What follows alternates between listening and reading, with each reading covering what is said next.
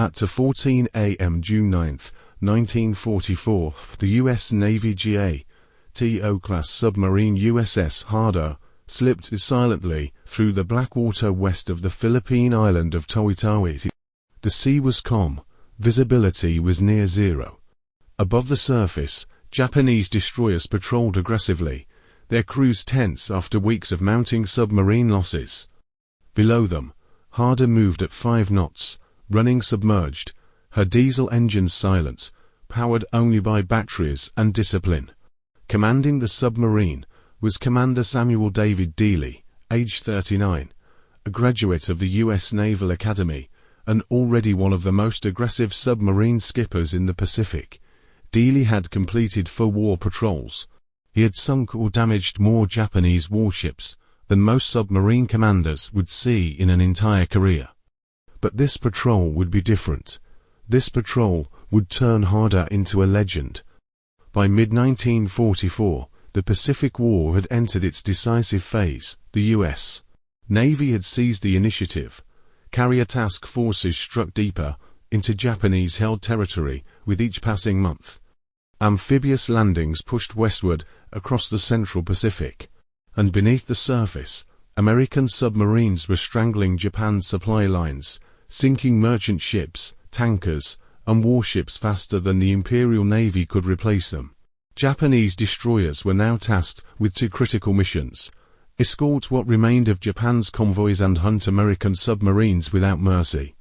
They were well equipped, Type 93 sonar, depth charges. Well-trained crews hardened by years of combat. A single destroyer could carry enough explosives to crush a submarine's pressure hull at depth. 5 destroyers working together formed a moving death trap. USS Harder was alone. She displaced 1,525 tons submerged. Her hull was rated for depths beyond 300 feet, though every descent beyond 250 pushed steel and rivets toward their limits. She carried 24 Mark 14 torpedoes, each with a 643-pound warhead and reliable early in the war. Deadly by 1944. Her crew numbered 80 men, sealed inside a steel tube surrounded by seawater and enemy steel. Intelligence reports indicated a concentration of Japanese destroyers operating near WWII, screening fleet movements and rehearsing anti-submarine tactics. Standard doctrine advised extreme caution. Avoid contact, shadow, report, withdraw. Commander Dealey rejected that doctrine. He had built his reputation on attacking escorts directly on turning the hunter into the hunted. Previous patrols had shown him something Japanese commanders did not yet understand. Their destroyers were aggressive, predictable, and overconfident. They charged contacts head-on. They flooded areas with depth charges, then assumed the submarine was destroyed. Dealey planned to exploit that assumption. At periscope depth, Harder's sonar operator reported fast screws approaching from the north. Then another contact, then 3 more, 5 destroyers, spread in a loose screen, moving at 18 knots. Their silhouettes were invisible in the darkness, but their sound signatures filled the submarine. 5 Japanese destroyers, 1 American submarine. If Harder attacked and missed, the counterattack would be immediate and overwhelming. Depth charges could pound her to scrap metal in minutes. Escape would be unlikely, survival uncertain. Dealey studied the plotting table. He did not hesitate. He gave the order to rig for silent running. The USS Harder was about to challenge 5 enemy destroyers and rewrite the rules of submarine warfare in the Pacific. If you want to see how one submarine took on an entire destroyer screen and survived, stay with us. This is the story of the killer submarine, and what happened next would shock the Imperial Japanese Navy. USS Harder was commissioned on December 2, 1942, at the Electric Boat Company Yard in Groton, Connecticut. She was a JA-TO class fleet submarine, designed not for coastal defense, but for long-range offensive warfare months at sea, thousands of miles from friendly ports, operating alone in hostile waters. She measured 311 feet in length, with a beam of 27 feet and a pressure hull built from high-tensile steel riveted and welded to withstand crushing forces at depth. On the surface, Harder displaced 1,525 tons. Submerged, nearly 2,400 tons every pound pressing inward once the dive planes angled down. Her propulsion system reflected the hybrid nature of submarine warfare in 1944. 4 General Motors diesel engines produced 5,400 horsepower for surface running and battery charging. Submerged, 2 electric motors drove her twin screws at a maximum of 9 knots briefly. At silent running speed, 5 knots, battery entrance dropped to hours, not days. Every maneuver underwater was a calculation, speed versus survival. Harder carried 10 torpedo tubes, 6 forward, 4 aft. 24 torpedoes filled every available rack, each one nearly 20 feet long and weighing more than 3,000 pounds. By mid-1944, most of those torpedoes were the improved Mark 14, with corrected depth keeping and detonators that actually exploded on contact. When they worked, they tore ships apart from the keel up. Above the pressure hull sat the conning tower, crowned by the periscope shears and radar mast. Surface radar could detect enemy ships at over 10 miles in good conditions. Passive sonar, manned around the clock, turned sound into survival. A skilled sonar operator could distinguish a destroyer from a merchant ship by the rhythm of its propellers alone. Life inside Harder was brutal. The air was thick with diesel fumes, sweat, oil, and recycled oxygen. Fresh water was rationed, showers were rare, food spoiled quickly, crewmen slept in shifts, sharing bunks, hot bunking, sometimes climbing into beds still warm from the previous occupant. Heat below decks often exceeded 100 degrees Fahrenheit in the tropics. Yet morale aboard Harder was unusually high. That was not an accident. Commander Samuel David Dealey ran his submarine differently. He drilled relentlessly, torpedo reloads, crash dives, silent running, emergency blow procedures. He demanded precision, but he also trusted his men. Officers were encouraged to challenge assumptions. Enlisted sailors were expected to think, not just follow orders. In combat, seconds mattered. Hesitation killed. Dealey had already proven himself. On earlier patrols, Harder had sunk Japanese destroyer ships, specifically designed to kill submarines. Each success emboldened the crew and alarmed the enemy. Japanese radio traffic increasingly referred to a particularly aggressive American submarine operating in the region. They did not know her name, but they would soon. By June 1944, Harder was on her 5th war patrol. The stakes were higher than ever. American carrier forces were preparing for major operations in the Philippine Sea. Japanese destroyers were screening fleet anchorages, guarding capital ships, and rehearsing anti-submarine tactics around key bases like Tawi-Tawi. Dealey understood the opportunity. If Harder could disrupt these destroyer screens, sink them, scatter them, force them into defensive reactions, it could open windows for carrier strikes and amphibious landings. One submarine could influence an entire theater, but the cost would be high. Destroyers did not flee from submarines, they charged, they attacked. They dropped patterns of depth charges, designed to shatter hulls, rupture batteries, and kill crews by concussion alone. Few submarines survived prolonged destroyer hunts. Dealey knew this. So did his crew. As Harder crept deeper into Japanese-controlled waters, every man aboard understood the unspoken truth. This patrol would not be like the others. The margin for error was gone. Either they would strike first or they would not return.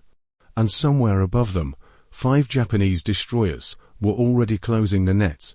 In the next chapter, USS Harder makes contact and the battle beneath the waves begins. Samuel David Dealey was not the kind of officer who blended into the background. Born in 1906 in Dallas, Texas, he entered the U.S. Naval Academy at Annapolis in 1926. He graduated in 1930. During the lean years between wars, when budgets were tight and submarines were still considered auxiliary weapons rather than decisive instruments of naval power. Dealey chose submarines anyway, an assignment that required patience, technical skill, and a tolerance for risk that few officers possessed. By the time the United States entered World War II, Dealey had already built a reputation as an intense, analytical officer with a sharp tactical mind. He studied patrol reports obsessively. He memorized Japanese ship silhouettes, machinery layouts, and escort patterns. He believed submarines were not merely ambush predators, but active combatants, weapons that could shape enemy behavior through aggression. When Dealey took command of USS Harder in late 1943, he made his philosophy clear from the start. Avoidance was not victory. Survival alone was not success. The mission was to destroy the enemy even as that enemy was hunting you. This ran counter to much of standard submarine doctrine at the time. Submarines were instructed to avoid escorts whenever possible. Destroyers were dangerous, fast, and equipped specifically to kill submarines. Engaging them was considered reckless. Dealey disagreed. He believed Japanese destroyer captains followed rigid playbooks.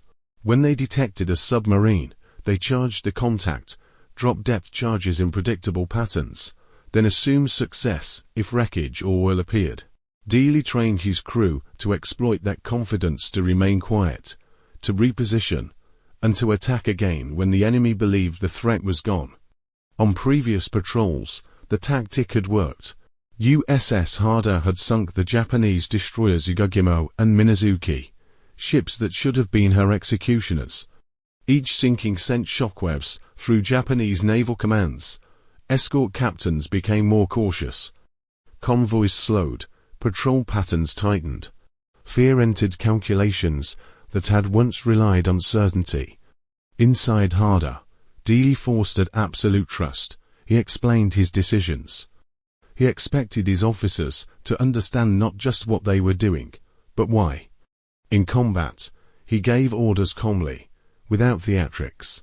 When depth charges detonated nearby, he remained still, eyes on the plotting table, voice steady. Crewmen noticed. In the steel confinement of a submarine, leadership was not abstract. Men watched their captain closely. Panic spread fast. So did confidence. Dealey projected the latter. Even when the hull rang under pressure, even when lights flickered and dust drifted from overhead piping, he radiated control. But Dealey was not reckless. He knew exactly how thin the margin was. A single depth charge detonating close enough could crack battery cases, releasing chlorine gas. One unlucky hit could jam a diving plane, locking the submarine in an uncontrolled descent. A destroyer running directly overhead could drop charges shallow enough to collapse the conning tower. Dealey accepted these risks because he believed the reward outweighed them. By June 1944, that belief would be tested to its limit. As sonar reports flooded the control room, multiple fast contacts, tightening range, Dealey stood at periscope depth, stopwatch in hand. He calculated speed, bearing, and intent. 5 destroyers were maneuvering above him, not escorting a convoy, but actively hunting. This was exactly the scenario he had prepared for. He did not order a retreat. He did not go deep. He did not wait for daylight. He ordered Harder forward. In the next chapter, the first torpedoes are fired and the destroyers discover they are no longer the hunters. By early June 1944, the Pacific War was approaching a breaking point. American forces had seized the initiative across the Central Pacific. The Marshall Islands had fallen. Carrier task forces roamed with increasing freedom. The next major confrontation, what would become the Battle of the Philippine Sea, was already taking shape, though few on either side yet understood its scale. For the Imperial Japanese Navy, everything hinged on timing and concentration. At anchorages like Towitawi, Japanese fleet units gathered in preparation for decisive action. Battleships, cruisers, and carriers depended on destroyers, to form protective screens anti-submarine patrols that would keep American submarines away from the fleet. If those screens failed, the fleet itself became vulnerable before it ever reached battle. American submarines knew this. Signals, intelligence and reconnaissance indicated heavy destroyer activity in the region, not convoys, not routine patrols. These were fleet destroyers, operating aggressively, practicing coordinated hunts, confident in their numbers and technology. To Japanese commanders, submarines were a threat, but a manageable one. They believed destroyer screens could neutralize that threat through speed, sonar, and depth charge saturation. A submarine detected by multiple escorts was expected to be destroyed quickly or forced to withdraw. That assumption would prove fatal.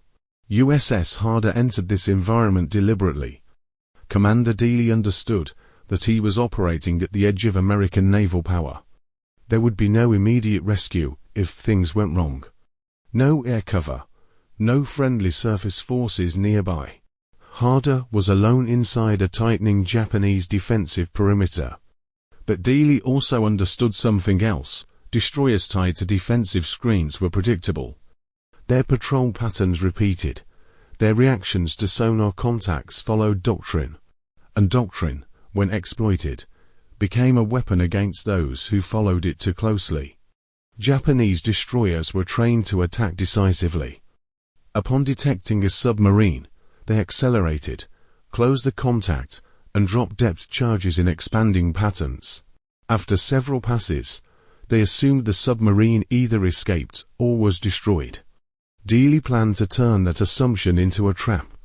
As Harder maneuvered beneath the destroyers, the control room became a quiet machine of calculation. Sonar bearings were plotted, speed estimates refined. Each propeller beat was identified and tracked. The crew spoke in whispers, valves turned slowly. Every unnecessary sound was eliminated. Above them, 5 destroyers maneuvered in a loose screen, their commanders unaware they were being studied, measured, and hunted. The strategic significance of what was about to happen went far beyond one submarine engagement. If Harder succeeded, if she could break this destroyer group, it would weaken the defensive shield, protecting Japanese fleet units. It would force destroyers into rescue and recovery roles instead of screening. It would inject uncertainty into Japanese command decisions at the worst possible moment. One submarine could not win the war. But one submarine, in the right place at the right time, could tip the balance of an entire operation. Dealey waited. He allowed the destroyers to move closer. He let them believe they were in control. He watched their formations tighten, their sonar beams sweep past his hull, their screws thunder overhead. The moment was approaching. In the next chapter, USS Harder launches her attack and the silent war beneath the Pacific explodes into violence. At 2:41 a.m. USS Harder reached firing position. She was running at periscope depth, just below the surface layer, where temperature gradients bent sound and distorted sonar returns. Commander Dealey stood at the attack periscope, stopwatch in hand, one eye pressed to the lens. The sea above was empty, no silhouettes, no navigation lights, only darkness. Below him, the control room was silent except for the soft hum of electrical systems and the quiet voice of the sonar operator. Fast screws, bearing 035. Range closing. Another voice followed, second contact. Bearing 060. Then another, multiple screws, 5 ships total. The Japanese destroyers were spread in a loose arc, moving independently, but coordinated textbook anti-submarine patrol formation. Their speed varied between 15 and 18 knots. They were not escorting a convoy, they were hunting. Dealey raised the periscope for a final look. A dark shape slid through the water, barely visible against the night sky. A destroyer low profile, long hull, cutting a narrow wake. Then another, crossing behind it. The enemy was closer than expected. Range, 1,800 yards. Dealey lowered the periscope. He did not order an immediate attack. Instead, he let the destroyers pass. USS Harder slowed to 3 knots, gyros stabilized. Torpedo tubes were flooded silently. Men moved with deliberate precision, trained to operate without metal clatter or raised voices. Sweat ran down backs, despite the air conditioning. Every man knew what was coming. This was the most dangerous phase of submarine combat. The destroyers were now almost directly overhead. Sonar pings echoed through the hull, sharp metallic knocks that vibrated through steel and bone. Active sonar. They were searching, but they had not yet locked on. The sound beam swept past Harder, missing her by seconds. Dealey waited. If he fired too early, the destroyers would evade. Too late, and they would detect him first. Timing was everything. The lead destroyer began a turn to port. That was the opening. Dealey raised the periscope again just inches, just seconds. The destroyer filled the lens, range, 900 yards. Angle on the bow, perfect. Standby, tube 1. The torpedo data computer clicked softly as solutions updated. Speed, bearing, target angle. Everything converged. Tube 1, fire. The torpedo left the tube with a muted thump, compressed air pushing it into the sea. No explosion, no sound. Just a thin bubble trail racing toward the target. Tube 2, fire. Then Tube 3. 3 Mark 14 torpedoes ran hot, straight, and deep silent killers streaking beneath the destroyer's keel. Dealey ordered the periscope down. Rig 4 depth charge. USS Harder angled downward, slipping deeper as the torpedoes ran. 30 seconds passed, then 40. Above them, the destroyers continued unaware, their screws pounding, their crews still confident. At 2:43 a.m. the ocean erupted. A violent explosion tore through the lead destroyer. The blast lifted her bow out of the water, snapping steel plates and rupturing boilers. A second explosion followed, almost instantly another torpedo striking amidships. Fire shot skyward. Debris rained down across the sea. Inside Harder, the crew felt the shockwave slam into the hull. A third explosion echoed moments later. The destroyer was gone. Japanese radio traffic exploded into chaos. Sonar operators aboard Harder reported frantic maneuvering, screws accelerating, turns tightening, depth charge racks being manned. The hunters had become the hunted. But the fight was only beginning. Dealey did not order a retreat. He ordered Harder to turn back toward the destroyers. In the next chapter, the Japanese counterattack begins and USS Harder dives into the deadliest phase of submarine warfare. Make sure you're subscribed, you don't want to miss what happens next. The Japanese reaction was immediate and violent. Within seconds of the explosions, the remaining destroyers accelerated to flank speed. Sonar pings intensified, hammering through the water in rapid succession. Bearings shifted quickly as the ships fanned out, each captain certain the submarine had revealed herself with the attack. USS Harder was descending through 180 feet when the first depth charges entered the water. They detonated far astern to shallow, to rushed. The Japanese had attacked the last known position of the torpedo launch, not the submarine's actual course. Dealey had anticipated this, left full rudder, 5 knots. Harder turned sharply beneath the destroyers, slipping laterally while continuing to descend. The hull creaked as pressure increased. Gauges were watched closely. Ballast adjusted by fractions. Then the next pattern came. Depth charges exploded closer, this time violent concussions that slammed the submarine a giant hammer. Light bulbs shattered. Dust rained from overhead piping. Men were thrown against bulkheads.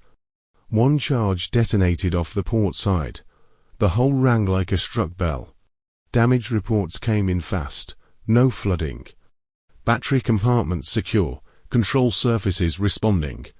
Harder had survived the first pass. The destroyers circled, convinced the submarine was wounded. They tightened their pattern, dropping charges in overlapping arcs. Explosions bracketed the submarine fore and aft. Water pressure surged. The deck plates flexed underfoot. At 260 feet, Harder leveled off. Dealey remained calm. He did not order an emergency blow. He did not go deeper.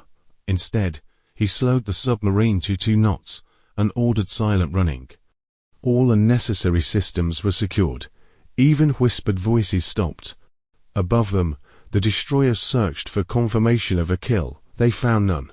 After several minutes, sonar pings grew less frequent. Depth charge attacks slowed. The Japanese commanders, trained to expect quick results, began to assume success. The absence of wreckage was inconvenient, but not unprecedented. Dealey waited. Then he moved. USS Harder shifted course, creeping toward the sound of screws. One destroyer lagged behind the others, circling the presumed kill zone. Its speed dropped. Its sonar pings were steady, but methodical, not frantic. It was vulnerable. Dealey raised the periscope just enough to confirm position. A single silhouette, less than 1,200 yards away. He did not hesitate. Tube 5. Fire. The torpedo streaked out, running shallow this time. Seconds later, it slammed into the destroyer's hull. The explosion was sharp and violent, followed by the unmistakable sound of a ship breaking apart. Another hunter destroyed. The Japanese response was rage. The remaining destroyers converged on the new explosion site, dropping depth charges in rapid succession. The water around Harder became a maelstrom of shockwaves and pressure. One blast cracked a gauge. Another knocked a man off his feet. At 300 feet, the submarine shuddered, rivets groaned. A small leak developed at a packing land contained, but alarming. Still, Harder held together. The destroyers believed they were closing in. They believed persistence would finish the job. What they did not realize was that they were being drawn into a pattern attack. Assume success, relax again and again. Dealey was not trying to escape. He was setting the stage for something far more dangerous. In the next chapter, USS Harder turns the Japanese counterattack into an ambush and the destroyer screen begins to collapse. By 3:20 a.m. the battle had entered a deadly rhythm.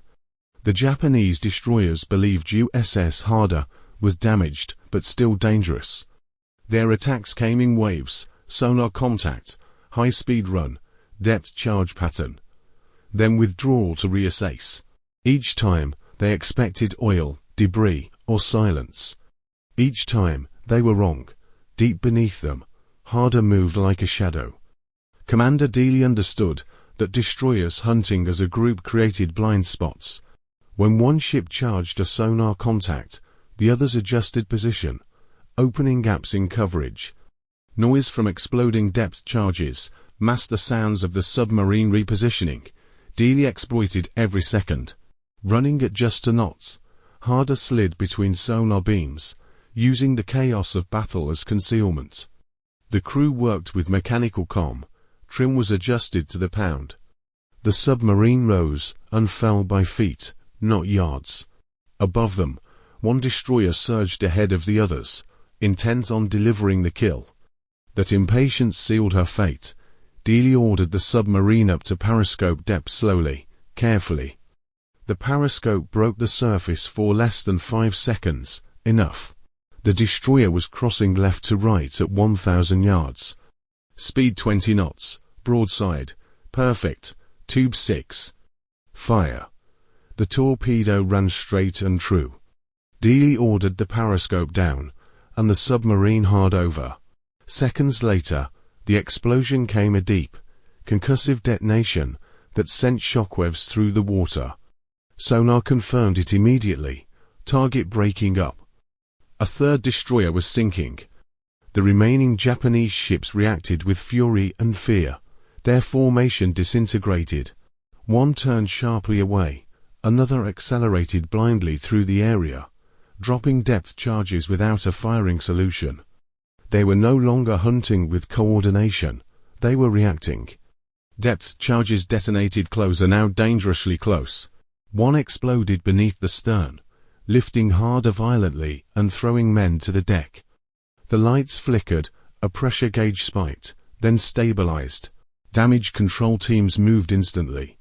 Minor flooding aft, contained, the hull held.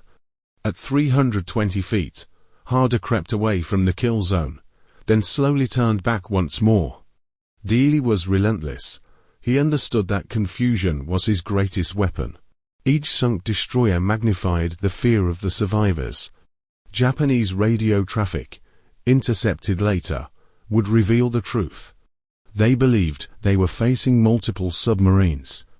The idea that a single American boat was responsible for the destruction was unthinkable. Dealey intended to reinforce that illusion. He maneuvered Harder toward the remaining pair of destroyers, placing himself between them. One ship slowed, attempting to re-establish sonar contact. The other circled wide, uncertain. The wide-circling ship was isolated. Dealey raised the periscope one final time. Range, 1,400 yards. Angle, acceptable. Tube 7, fire. The torpedo streaked through the water. It hit just forward of the bridge. The explosion was catastrophic. Boilers ruptured. Fire erupted. The destroyer began to list heavily within seconds. 4 destroyers were now destroyed or sinking. The last surviving ship turned away at full speed. She did not drop depth charges. She did not pursue, she fled. For the first time in the Pacific War, a Japanese destroyer group had been broken not by a surface fleet, not by air power, but by a single submarine acting with calculated aggression.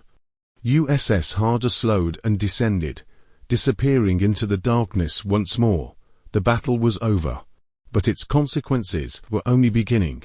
In the next chapter, the aftermath unfolds and the Japanese Navy struggles to comprehend what has just happened.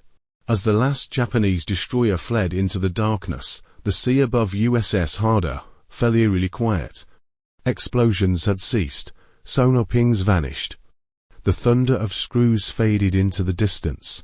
For the first time in over an hour, the ocean returned to its natural state, cold, black, and deceptively calm. Inside Harder, no one celebrated. Commander Dealey ordered the submarine to 300 feet and held her there, silent and motionless.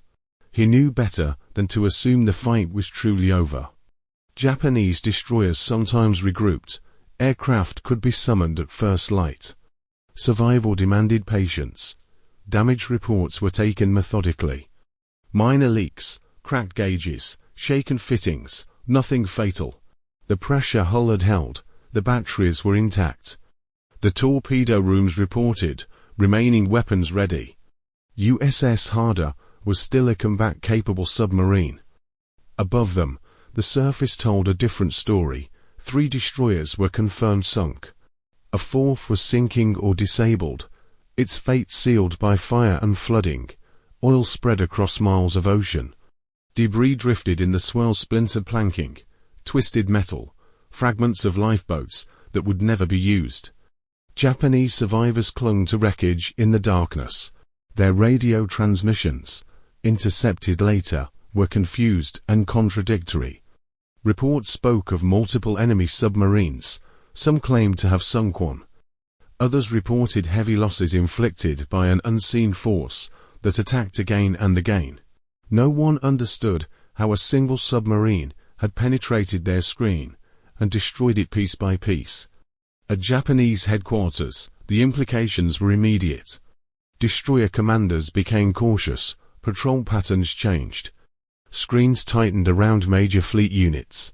Resources were diverted to search for additional submarines that did not exist. Every adjustment weakened something else. Meanwhile, USS Harder slipped away. By dawn, she was miles from the battle site, running submerged, her crew exhausted, but focused. Only then did the weight of what had happened begin to sink in. They had not just survived, they had shattered a destroyer group. For the Japanese Navy, the loss was more than material. Destroyers were irreplaceable asset-strained crews, experienced commanders, specialized ships built for fleet defense. Losing them on the eve of major operations created gaps that could not be filled in time. Those gaps would matter. In the days that followed, American carrier forces struck with unprecedented freedom. Japanese fleet movements were delayed, defensive screens were thinner. Confusion reigned at lower command levels. USS Harder never received confirmation of her kills during the patrol. Submarine warfare rarely offered such certainty. But Dealey knew. His sonar operators knew. The ocean had told the story. 4 destroyers gone, 1 driven off, 5 removed from the fight. The legend of the killer submarine began to circulate quietly among American submariners. Among the Japanese, fear replaced confidence. But Harder's war was not yet over. She would remain on patrol, pressing deeper into enemy-controlled waters, pushing her luck and her hull further with each passing day. In the next chapter, recognition follows success and USS Harder earns a place in naval history. Even as danger closes in once more, USS Harder returned from her 5th war patrol late June 1944. When she reached port, there were no bands waiting on the pier. No public announcements. Submarine victories were often classified, their details buried in after-action reports and intelligence summaries. But within the silent service, word spread quickly. Commander Samuel D. Dealey had done something unprecedented. Official assessments credited Harder with the destruction of 4 Japanese destroyers and severe damage to a 5th in a single patrol. No other American submarine had inflicted such losses on escort forces in so short a span of time. More importantly, Harder had broken a destroyer screen at a critical moment in the war. Naval intelligence analysts connected the dots. The absence of those destroyers had weakened Japanese fleet defenses during the opening phases of the Battle of the Philippine Sea. Fewer escorts meant fewer sonar platforms, fewer depth charge attacks, fewer chances to detect American submarines shadowing the fleet. It also forced Japanese commanders to divert destroyers from other sectors, thinning coverage across the theater. One submarine had influenced an entire operation. The U.S. Navy took notice. Commander Dealey was awarded the Medal of Honor for his actions during the patrol. The citation praised his outstanding courage, aggressive leadership, and brilliant tactical skill in the face of overwhelming enemy forces. It was one of the highest honors bestowed on any submariner during the war. The crew of USS Harder received commendations as well. But perhaps more meaningful than medals was the reputation they had earned. Among American submariners, Harder became a benchmark proof that destroyers were not invincible, that boldness paired with preparation could turn the tables. Japanese naval doctrine quietly shifted. Destroyer captains became more cautious. Depth charge attacks grew longer, more deliberate. Escorts avoided breaking formation unless absolutely necessary. But these adjustments came too late. The psychological edge had shifted. USS Harder was now hunted, not just as a threat, but as a symbol. Her name began appearing in Japanese intelligence summaries. Commands warned of an aggressive American submarine operating with exceptional boldness. Resources were allocated specifically to find and destroy her. Dealey understood the risk. He did not request reassignment. He did not temper his tactics. He believed that the best defense remained offense. If the enemy was looking for Harder, then Harder would give them something to find on her terms. Legacy, however, is often shaped not by survival, but by impact. USS Harder had already ensured her place in naval history. She had demonstrated that a single submarine, commanded decisively, could dismantle the most dangerous weapon arrayed against it. She had changed how submariners thought about escorts and how escorts feared submarines. But war does not pause for legends. Orders arrived for another patrol. The crew prepared once more. Torpedoes were loaded. Systems checked. Hatches sealed. The sea awaited. In the next and final chapter, USS Harder sails again and her story reaches its haunting conclusion. By July 1944, USS Harder was on her 6th war patrol, heading into increasingly hostile waters. Japanese anti-submarine tactics had evolved. Destroyers were faster, more vigilant, and equipped with new sonar equipment. Air patrols were more frequent, and the waters that had once offered opportunity now a deadly risk. Commander Dealey knew the danger. He had survived ambushes, depth charges, and countless near misses, but he also understood that every patrol brought new challenges. The success of previous missions had made Harder a high-value target. The enemy was hunting her as aggressively as she hunted them. For the first several days, Harder moved silently through the Philippine Sea, her sonar operators listening for screws, propeller patterns, anything that might reveal an enemy ship. Torpedo tubes were loaded, charts meticulously reviewed, every system double-checked. The crew was tense, but disciplined. They had seen what Harder could accomplish and they believed. On July 24th, reconnaissance detected a lone Japanese destroyer, escorting a small convoy. It was the first contact of the patrol. Dealey maneuvered carefully, positioning Harder for an ideal attack. At 1,200 yards, 3 torpedoes were fired. The destroyer exploded in a sudden fireball, sinking within minutes. Once again, Harder had struck with precision. But then the tide turned. The explosion had been noticed. Enemy aircraft arrived overhead, circling and reporting positions. Depth charge patterns began closing in, coordinated from multiple destroyers, now streaming toward the attack site. The area was alive with danger. USS Harder dove deep, weaving through the ocean with expert precision. But the Japanese had anticipated her moves. A coordinated depth charge attack more intense than anything she had faced before rained down. The hull groaned, instruments rattled, minor leaks appeared. The crew fought to maintain control. At 350 feet, Harder was under extreme pressure. One destroyer, closing at high speed, began a calculated sonar sweep, predicting Harder's evasive maneuvers. The pattern was relentless. Explosions rocked the submarine, each one threatening structural integrity. Inside the control room, Commander Dealey realized the odds were narrowing.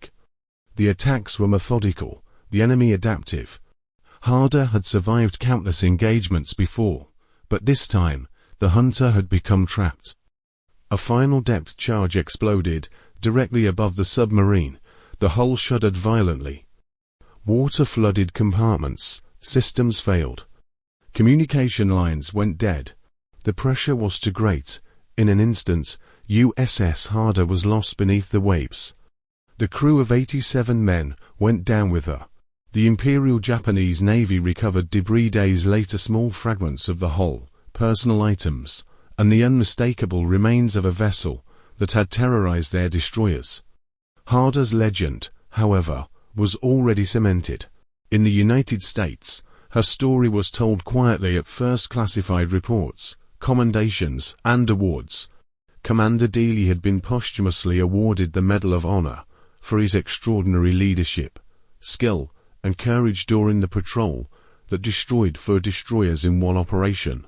The Navy remembered the audacity of Harder's crew and the tactical brilliance that allowed a single submarine to challenge multiple surface combatants. Harder's legacy lived on in every training manual, every submarine doctrine revision, and in the memory of those who served beneath the waves. She became a symbol of daring, precision, and the lethal effectiveness of American submarines in the Pacific. 1 submarine, 5 destroyers, countless hours of strategic maneuvering, and an unbreakable will. The story of USS Harder reminds us that courage, leadership, and tactical brilliance can change the course of war even beneath the darkest waves. Her name is remembered among the greatest of the silent service, the killer submarine that defied the odds, challenged the ocean, and left a mark that would endure forever. What do you think about this story? Drop your thoughts in the comments below. Support the channel by subscribing and sharing this story with your friends. It helps a lot.